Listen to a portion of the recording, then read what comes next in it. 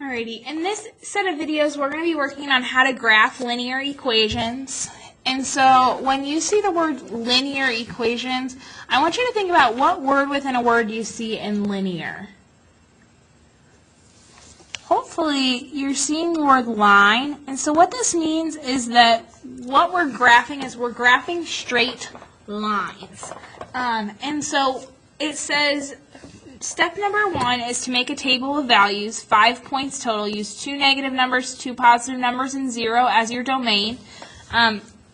Your domain is just your x term, so I'm just going to put a little x next to domain to remind myself domain is my x terms. Usually we use -2, -1, 0, 1, and 2, unless there's a fraction in front of the x, and then we can use multiples of the denominator to get rid of the fraction or to kind of make the multiplication easier. So we'll look at an example like that in a second. Step number 2 will be fill out your table of values and list the solution as ordered pairs, x and then y. Then you'll graph the ordered pairs on graph paper, not a freehand drawing. I will always give you graph paper and I want you to use it.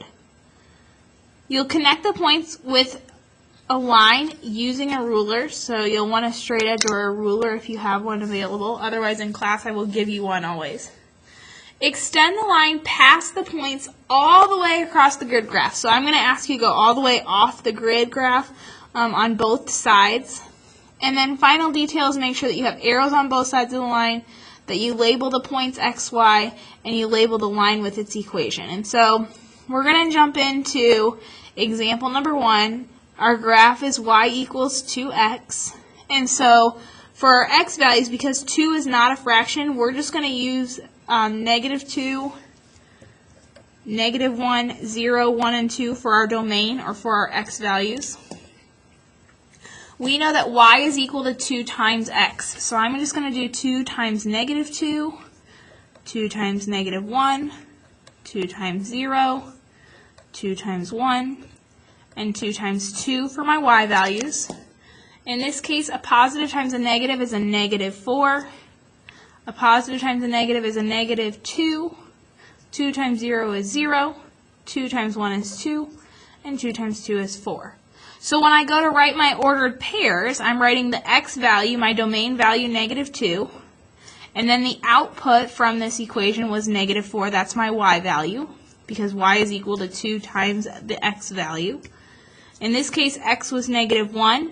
And when I plugged that into the equation, y was equal to -2. The next one I plugged in 0 for x, and I got 0 for y, so my point is 0, 0. I plugged in 1 for x, and I got y is equal to 2, so 1, 2 is my next point. And then my last point, I plugged in 2 for x, and my y value was 4, so my last point is 2, 4.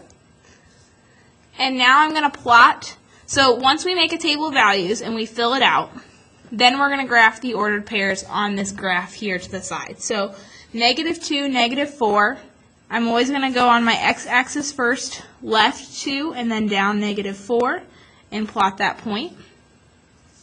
-1, -2 means I'm going to start at the origin and go left 1 and down 2. Plot that point. 0, 0 is at the origin. It's just where the x and y axis meet. 1, 2, I'm going to go to the right 1 and up 2 to plot the point 1, 2. And then my last point, 2, 4, I'm going to go from the origin right 2 and up 4. Plot that point. Once I graph all the ordered pairs on my graph paper, I'm going to connect the points with a line using a ruler. Make sure that you extend the line past all points and all the way across the grid. So what I don't want you to do is to do this and stop. I want this line to go all the way outside the graph on top and on bottom, or from one side to the other. So notice that it extends past the coordinate plane shown. And then final details, we always want arrows on the end of our lines. We're going to label our points to start, just to remind ourselves. So this one was -2, -4. This one was -1, -2. This one was 0, 0. This point was 1, 2, and the last one was 2, 4. Those are just the ordered pairs from my table that I plotted over here. And then we're going to label the line with its equation, y equals 2x. So just at one end, on one of the arrows, we want to put that equation. And it's asking us if this is linear or not linear. In this case, this graph is linear because it's a line. Remember that linear, within the word linear, we see the word line. And so this graph is linear. And then we just have a couple questions to answer. Describe any patterns you notice in your table. How does this pattern relate to what the graph looks like? So what patterns do you see over here?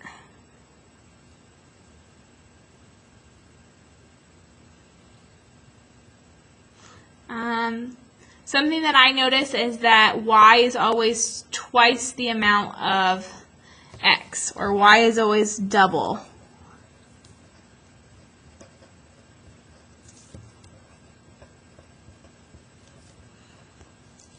You could also say that every time x increases by 1, y increases by 2.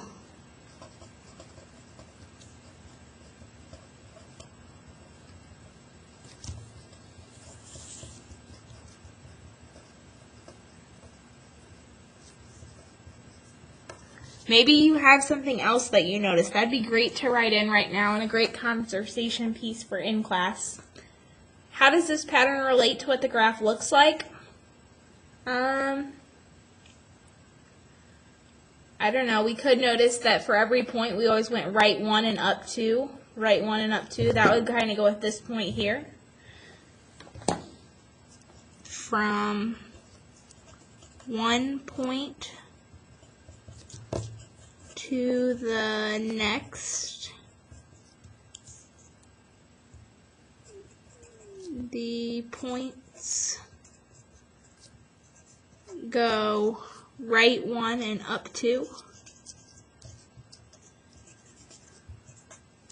Again, maybe you have a different answer, and that's okay too. I really want you to think about this on your own and come up with your own patterns and how that relates to what the graph looks like for this question.